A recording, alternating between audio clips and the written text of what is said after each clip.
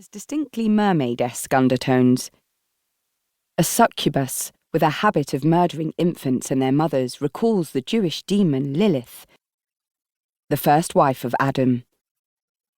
Fleeing the Garden of Eden when she was refused equality with her husband, Lilith spent her time on the other side of the garden wall, attacking children and pregnant women and seducing men.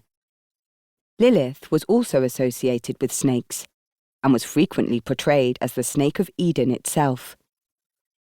In medieval art, she appears as a hybrid monster with a serpent's tail instead of legs, and the bare breasts and face of a beautiful woman, holding out the apple to Eve and looking indistinguishable from any mermaid or Lamia.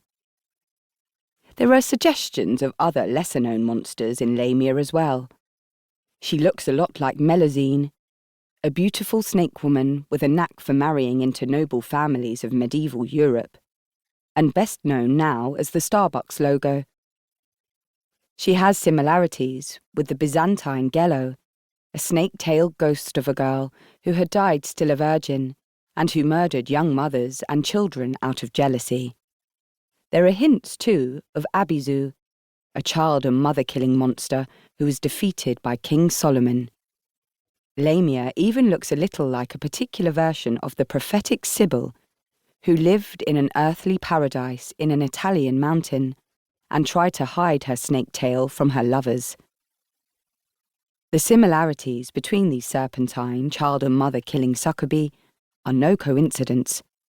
Legends of all these creatures were bound up in each other, were part of a single tradition that has spanned almost the entirety of human history. The purpose of this book is to trace this tradition, to understand how it was passed down through the centuries, how it changed, and why it was so prolific and widespread. To see where it began, we have to go back nearly 4 millennia. The figure that stares out from a Mesopotamian amulet of the early 1st millennium BC, that is around 800 BC, looks drastically different from any Lamia or mermaid. Carved into an oblong of grey stone is a demon with the head of a lioness, the talons of a bird, and a human torso. Although her head and feet are side-on, she has twisted her body so her bare, pendulous breasts are facing outwards, and on either side of her a wild pig and a jackal are standing on their hind legs, preparing to suckle on her teats. In each of her upraised hands, she clutches a snake. This is the Mesopotamian demoness Lamashtu, a monster attested in ancient Mesopotamian texts from as early as 2000 BC, who specialised in activities like choking babies on amniotic fluid and using her terrifyingly long fingers to reach inside women and drag out fetuses before their term. We can trace a direct line of descent from this demon of the 2nd millennium BC down to Lamia, Lilith, and the mermaid, along with a multitude of other serpentine succubi. To get there, we have to go via a snake-tailed ancestor of Richard the Lionheart, a child-eating wolf monster of ancient Greece, a Roman spirit of headaches, the Queen of Sheba, a host of seductive vampires, and a rather sad species of virgin ghost called Lilitu.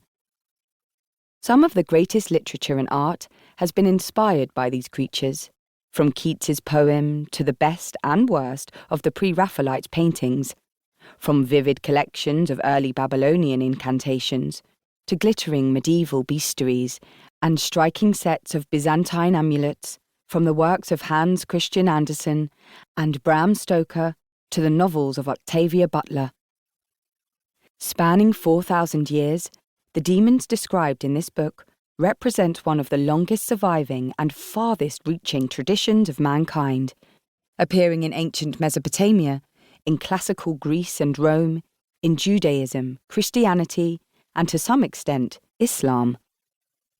They have touched 4 continents, picking up smatterings of different cultures and civilizations, tying themselves into other legends, constantly shifting and changing, but never so much that we cannot see and follow them through the millennia. They have proven so pervasive that in Jerusalem